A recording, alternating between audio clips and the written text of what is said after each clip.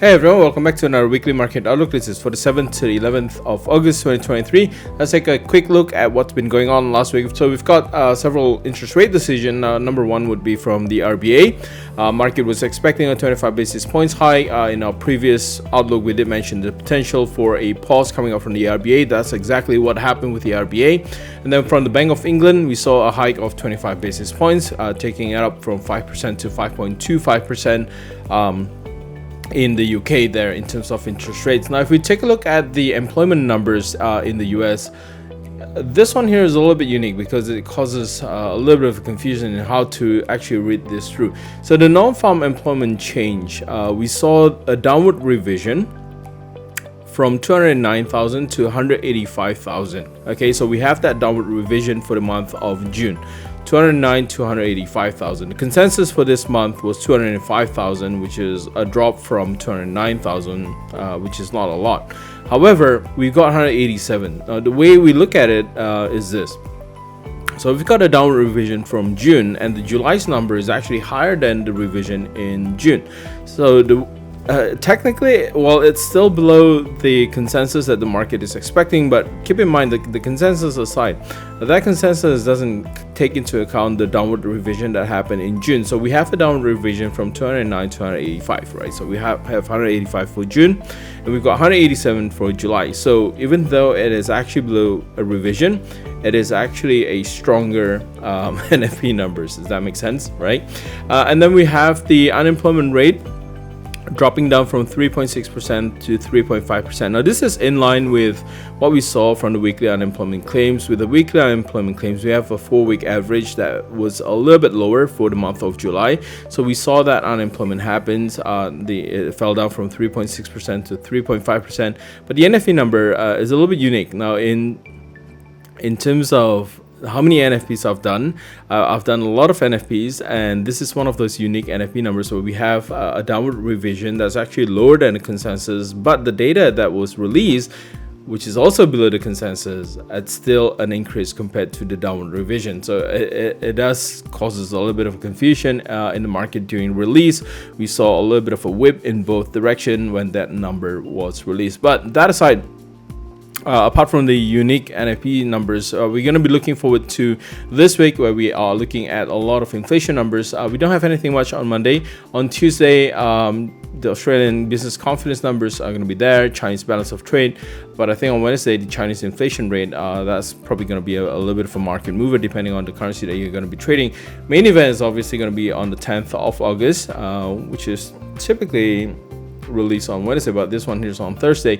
We've got the US inflation numbers. Now let's read up the US inflation numbers. So the headline inflation number previously was 3%. We're expecting an increase to 3.3%.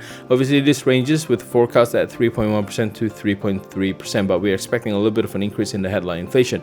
Now, the core inflation, we're expecting that to continue to drop from 4.8% to 4.7%. However, the forecast does point out 4.8%, so the core inflation might remain unchanged as well.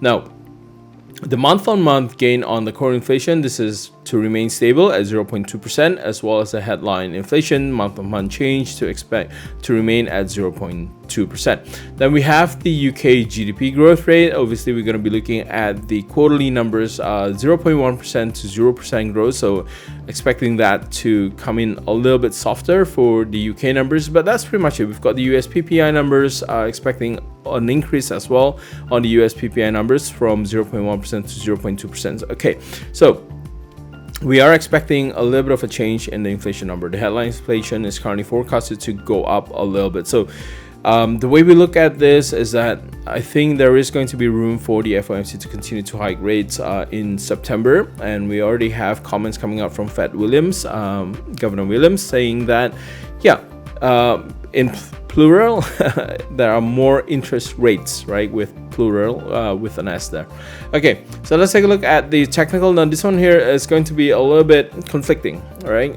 Because if we take a look at the employment numbers in the US, while it's below consensus, it remains strong. Okay, so the labor market remains tight at this point in time, and we're expecting the inflation number to kick up a notch this week. But if we take a look at the technicals, this one here is a little bit conflicting because we have a little bit of rejection coming in at 78.6% on the dollar index. That's 102.71. We basically get a rejection pretty much at 102.50, and we are still well supported at 102. The market didn't actually close below 102 on Friday. So right now it is currently trapped between 102 and 102.50. Now if we take a look at the momentum here, obviously the momentum could turn into an overbought condition at any given moment should it close below 102.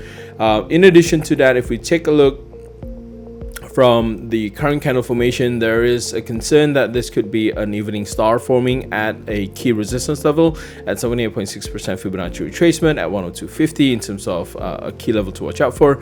But the consensus for this one here is that you need to be a little bit more cautious. Don't just take it for granted on a technical basis, because right now it is currently trapped between 102 and 102.50. Now this again is also going to be reflected on all the other major currencies as well. The concern for this one here is that is the US dollar going to weaken going forward, or is it going to strengthen going forward? Now obviously technical perspective, that could change if the CPI number is really high. If the CPI number comes in as per consensus at 3.3%, or potentially even higher at 3.4%, 3.5%, that could drive the US dollar significantly higher, because then it opens up room that the FOMC is correct that they need to continue hiking rates, going into the end of 2023. Right? So technical wise, it's better for us to just wait for any confirmed close below 102.50, above 102.50 or below 102 to make a better decision in terms of finding out where the direction is for the US dollar. Now let's take a look at the Aussie USD here as well. Now the Aussie USD, if we take a look at this one, I highlighted, there's an M that you see on the chart. Now this M is typically seen in a double top formation. Now that double top formation, obviously we're going to be looking at that double top happening at 69 cents.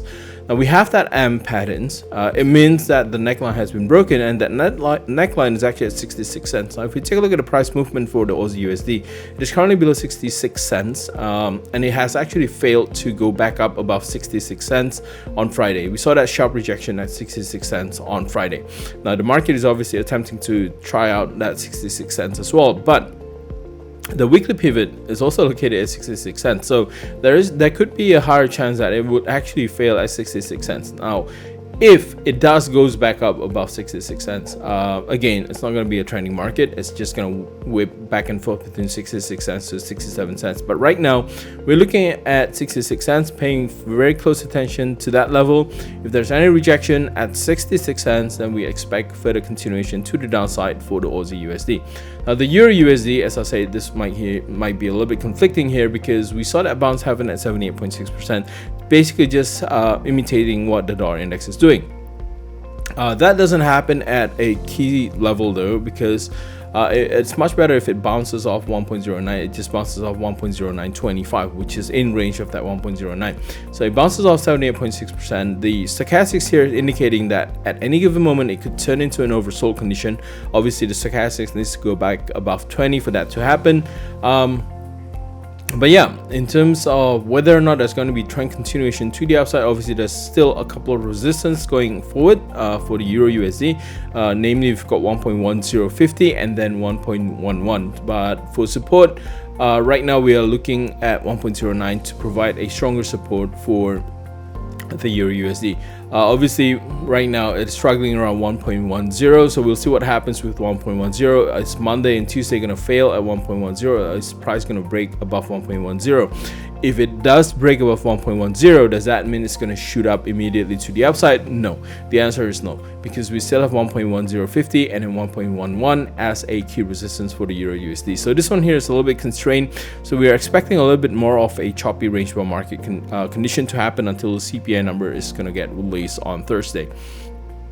The pound USD, Also, very similar situation. We have that bounce off the Ishimoku cloud. Now, if we take a look at the new Fibonacci retracement that we are taking a look at, there is that 23.6% that hasn't been broken, right? That is pretty much at 1.2750. So for the pound USD to continue to the upside, it needs to have a confirmed close on the daily chart above 1.2750. Until that happens, we're not expecting any further progress to the upside for the pound USD. Now, keep in mind that 1.2750 is also where the weekly pivot is located. So a very similar situation with the Aussie USD, it could fail as well at 1.2750, and we could see price, track a little bit lower, closer towards 1.2650, and potentially back to the Ishimoku cloud at 1.26. Now, if you're looking for a long position, just make sure there's a daily close above 1.2750. If there's a daily close above 1.2750, then there's a much higher probability that this one here could lead up a little bit higher towards 1.29 again.